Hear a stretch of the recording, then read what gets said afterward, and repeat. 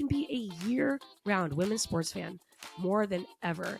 And I love it because as I just kind of, ran down the list, there are so many good stories, such good moments, and it's not stopping. Hello, everybody, and welcome to today's edition of The Late Sub. I'm not even going to give the date because we are looking back in this episode. We're going to take a moment. It's the holidays. It's a time for reflection. We're going to talk through the year that 2024 was. We're going to talk about a transformative year in women's sports from beginning to end. Some of my favorite moments, some of the growing pains of an emergence, whole sector of the sports landscape. Yeah, and just take a pause and appreciate what we got to see this year because it was truly, truly incredible.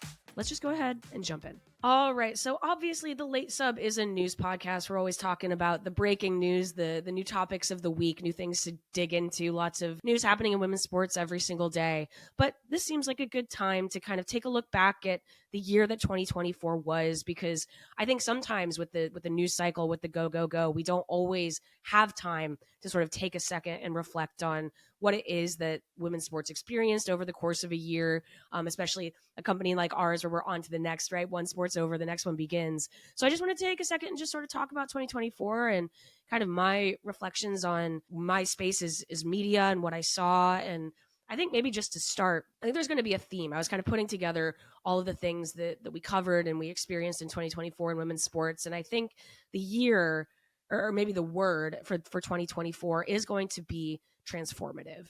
Transformative is a word that I think gets used a lot of times just as a positive, right? Like evolving into something else, or a transformative year for a business, or a transformative year for an organization, or again, for a sport, for a team. But transformation is also a little bit painful sometimes. It takes a lot of hard work. It takes a lot of patience. Transformation is not always fast. It's not something that happens all at once, or sometimes transformation can showcase deficiencies that you need to shore up. Transformation is always just sort of about putting the work in to continue to evolve and be better. And I think we really saw that in women's sports this year. I think the transformative moments, some of which were revelatory and joyous and exciting and maybe felt like the end product of the hard work. But some of the transformation, I think, was also just some of the hard work beginning and maybe showcasing the need for that hard work to continue. Maybe the good place to start is I do think when we look at 2024 in women's sports, especially in the United States, the sport that people will remember is basketball. This was the year that women's basketball exploded. Now, I know 2023, great year for women's basketball as well. 2022, great year for women's basketball. Things have been growing, and that has been a topic of conversation in women's basketball this year, that this doesn't come from nowhere. But the explosion of the sport, I mean, it has people right now, it's December. You have people who cover men's basketball who at this moment are convinced that women's basketball is more popular in the United States than men's basketball is, which is kind of, even if it's not entirely true, an incredible conversation to be having at this moment. Maybe going back to the beginning of 2024, the Final Four, the end of the college season, seeing, a player like Caitlin Clark break that scoring record in NCAA basketball, see her take her team all the way to a national championship for the second year in a row, seeing UConn reemergent as a powerhouse, seeing Paige Beckers kind of start to put it all together in the college game. You get to see South Carolina dominant from beginning to end. Such a testament to Dawn Staley's program and to some of those players. To see USC emergent back in the mix with a player like Juju Watkins and how they're trying to build on that actually at the beginning of this regular season. Like I said, the 2023 Final Four was a huge moment, LSU versus Iowa, right? And that, I think, was part of why that momentum continued into the WNBA season and into the beginning of the 2023-2024 women's basketball season. But I think what we saw in the 2024 NCAA tournament was another next level of that. We got that LSU versus Iowa rematch, right? You felt like you could walk down the street and see games be put on at a bar. You felt like people were talking about these games just as much, if not more, than they were the men's NCAA tournament. And it was the result of, it felt like investment by ESPN to put on the best tournament possible. It felt like a result of these nice long careers that these college players have in women's basketball, because they're not doing kind of one and dones. They're building brands. NIL money is really changing the game in basketball. And it just felt like both the ending and the beginning of something where we knew we were going to be following a lot of these superstars into the WNBA. And we'll talk about that in a second, the incredible draft class that we saw in 2024. but also just what can happen in a women's sport when you do see that amount of investment and that kind of star power come through. It was that perfect explosion moment. And you don't see that all the time. And I want to kind of point that out as well, which is we're going to talk about what leagues are doing, what they can do better, players who want to improve, coaching staffs, organizations, owners. But sometimes you just get lucky. Sometimes magic just comes your way, and that happens in sports. It has been happening in men's sports for centuries. And I think we got that moment in women's basketball this year. And we carried that all the way into the WNBA season, right? I think the WNBA, that's a good example of how transformation is exciting and necessary, but sometimes hard. The WNBA exploded in more ways than one this year. It felt like, again, you have Caitlin Clark come in leading a generational rookie class. I think this rookie class is going to have an impact for many, many years to come, both in playing ability. This is a very talented rookie class, but also in off the court popularity. The exponential gains that we're seeing in these players coming into this league already as established superstars is not brand new, but it is at a scale that I don't think we've ever seen before. This did also feel like a year in the WNBA where there were deficiencies that were exposed, right? In resources for different teams, in venues, playing size, right?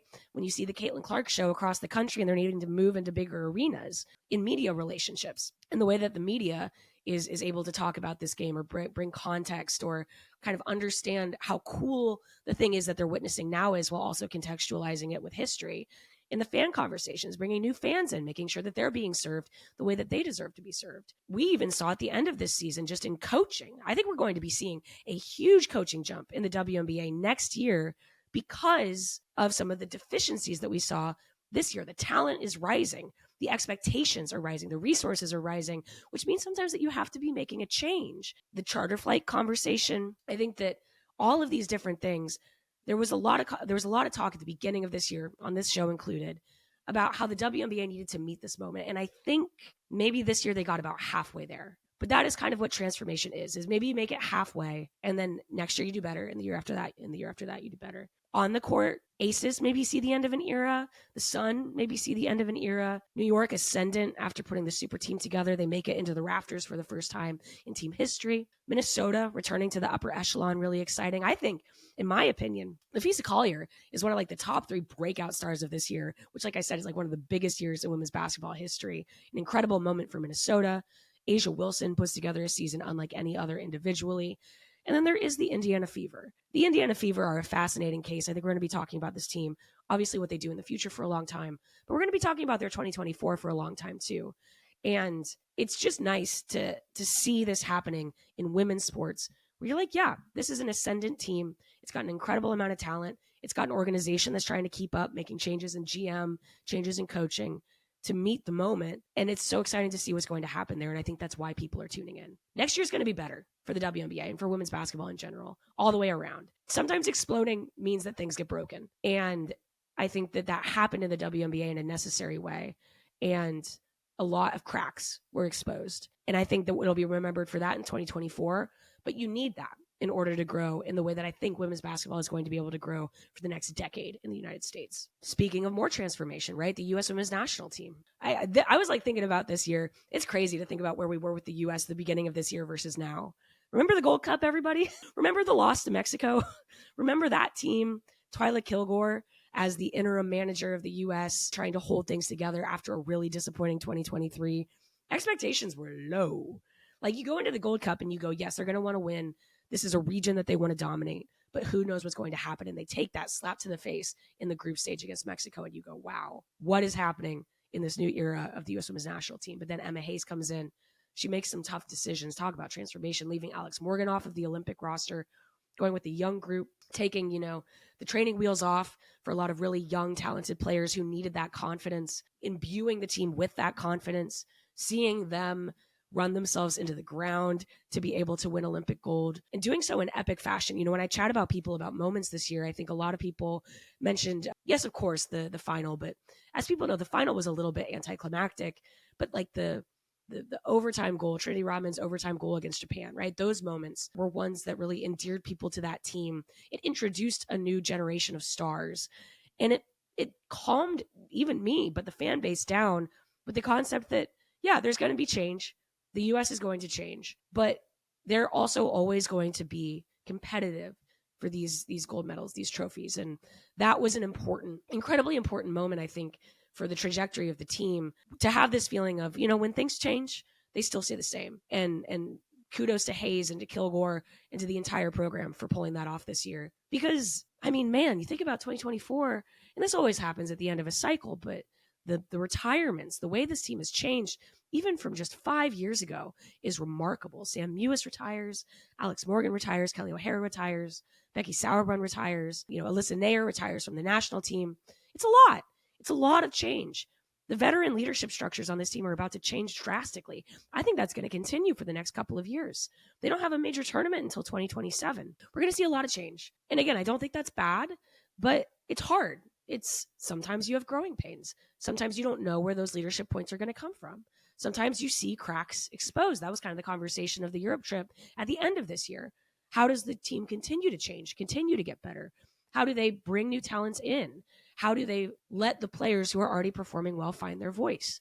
What does the U.S. women's national team look like off the field with the equal pay deal done and this sort of, again, transformative generation stepping away from the game? Crucial transition year for the U.S., incredibly successful on the field, but still a lot of questions about what a living, breathing U.S. women's national team continues to look like moving into 2027 and 2028. Speaking of 2028, perhaps a preamble, the Olympic Games this year felt like such an interesting moment in time in the United States specifically, where I was struck just how joyous the 2024 Paris Olympics felt in the context of the Olympic cycle before it.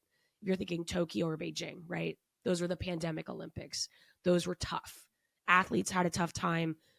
Staff had a tough time.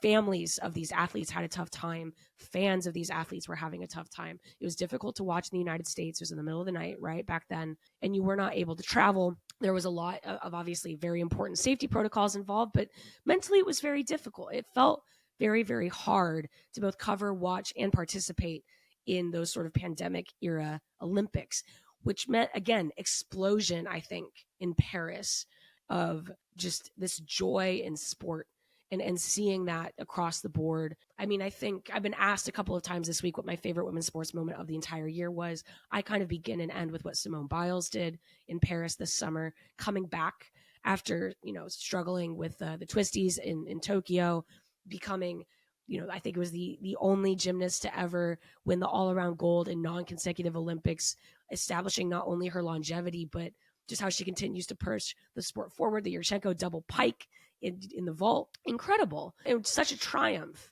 and something that you just can't take for granted, because I think she didn't know and we didn't know if that was going to be happening this year after what happened in Tokyo. You look at the U.S. soccer, I mentioned already, but the U.S. soccer and the U.S. basketball teams, continued dominance, the ups and downs, the fact that the basketball team had a real close one there at the final. Again, the U.S. women's national soccer team, following that narrative is always so fun. When they fall down, they always get back up. And the fact that they were able to come back and win gold after struggling in the World Cup last year was incredible. I think about the U.S. fencing team, the U.S. rugby team. I even think about, frankly, one of the biggest sports stories of the year was freaking Ray Gun, the break dancer. I think about Katie Ledecky becoming a veteran leader on a swim team that needed it. The U.S. swim team struggled a little bit in the Paris Olympics.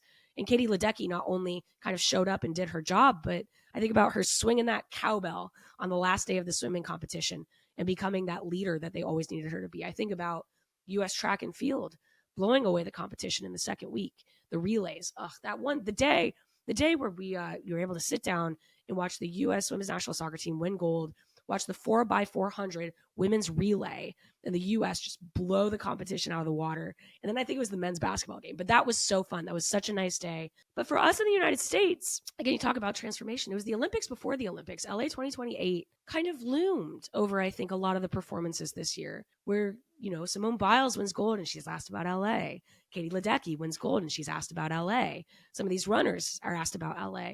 The home Olympics in the United States is going to be a whole other, extravaganza. And so much of this year felt like a preparation for that. It was kind of a healing of what came before and a preparation for what's to come. And I kind of love that about the Olympics too. I like the cadence of the Olympics for that, where you get to not only see new faces and you get to see, old, veterans of sports come back, and you have, comeback stories, and you have emergent stars, but it's also just kind of taking stock of where we're at every 4 years. And this was a really nice moment this summer. I had a lot of fun covering the Olympics. And then after the Olympics, you move back to WNBA, right? New York, go to NWSL or Orlando, getting Marta her happy ending. The NWSL season was long this year. I'm looking forward to an NWSL season without a major tournament break next year. A lot of dominance at the top, some floundering at the bottom. I hope everyone did take a moment to enjoy some of the truly packed talent in the top four of the NWSL this year. That ebbs and flows. They have years of great parity and years of kind of talent stacking. And I think there was a lot of talent stacking, a lot of good scouting. We saw a lot of breakout stars who are newcomers to the league. And the Orlando Pride stood above them all. The unbeaten streak, the Shield winners, they had that win streak, playoff monsters, NWSL champions, incredible defense, a superstar duo in Marta and Barbara Banda. We're literally never going to talk about the Orlando Pride in the same way ever again. Talk about like a transformative year, right? That's more the product of the hard work, right? The changes in the way we speak about the Kansas City Current, incredible year from them as well. Gotham with the super team, the ins and outs of that, the successes and the failures. Washington establishing themselves as a young group who can compete for trophies in this league for years to come. It was the year of African talent taking over the league. I mentioned Barbara Banda, MVP Temwa Chawinga, the year of the attacking player dominating. It was a very attacking year, a lot of goals scored, new single season record for goals scored, which is just so exciting to see. It's what you want to see year after year. It was the year the West Coast actually took a step back in prominence. I think that was an interesting trend. I'm sure they're hopeful to turn things around in 2025. You saw the receding perhaps of Seattle. You saw the receding of Portland a little bit. San Diego had an incredibly tumultuous year. Just fascinated to see how the West Coast turns things around. Record viewership for the NWSL final, which with no major tournament next year, feels like the stage is set for the big moment. And I'm really excited for next year for the NWSL. There's a lot going on behind the scenes to really shore things up. You can see it on the institutional level. You can see it with some of these organizations turning things around. Even again, just the great success of the Kansas City NWSL final in that purpose-built stadium. Just feeling like the league is in control in a way that it hasn't been in the past. Next year, I think, is going to be the NWSL's year. I'm really excited for an uninterrupted WNBA and NWSL season. So where are we now, right? We got some pretty great college basketball non-conference going on. That's going to key up a little bit more when we get into January, February, and of course, March. And then we do it all over again. The NWSL is back in March, right? The WNBA is back in May. College basketball all the way through to March Madness. We're going to have another awesome March Madness. I cannot wait. The star power is great. I think we're going to see, I don't know. I love the freshmen and the sophomores that we see in college basketball right now. The sport is in such a healthy place. We're going to see great change in the WNBA with these coaching changes. A lot of free agents still, to figure out. We're going to have a new team in the WNBA, which is really exciting. And so, yeah, just let me know, hit me up in the comments. Let me know what your favorite moment of this year was. And yeah, just to recap, it was really fun, sometimes hard, sometimes difficult, conversations having to be had. The dialogue had to elevate, but it was nonstop. And that's really exciting to me as someone who's covered women's sports for a while. Is there used to feel like there were dead periods. It didn't always feel like women's sports were on TV every weekend, and they are now. When the basketball season is over, you switch to volleyball, right? When March Madness is over, you switch to softball. Soccer, you got soccer running when it's not domestic soccer, it's international soccer. The WSL over in England is more accessible than ever. The UWCL is more accessible than ever. It's nonstop. And you can be a year-round women's sports fan more than ever. And I love it. Because as I just kind of, ran down the list, there are so many good stories, such good moments. And it's not stopping. Next week, we're going to talk about sort of the wish list for 2025, because I have some resolutions and some wishes, some New Year's wishes, but I'm glad we made it. I'm glad we made it through this year. And I think everyone made it through in one piece, and that's awesome. And I think it just sets everything up for an incredible 2025. So this has been today's edition of The Late Sub. I am your host, Claire Watkins. Shout out to producer extraordinaire Parker Fenton. We'll be back for one more episode of the year next week. A little bit of recapping, maybe some news. We'll see if we get into some news. Thank you, everybody, for sticking with us through 2024. This has been an incredible experience, and I cannot wait for one more episode to cap it all off with you.